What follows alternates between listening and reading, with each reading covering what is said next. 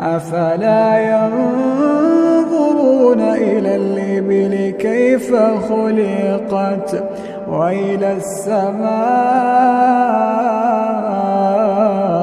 كيف رفعت وإلى الجبال كيف نصبت وإلى الأرض كيف سطحت فذكر إنما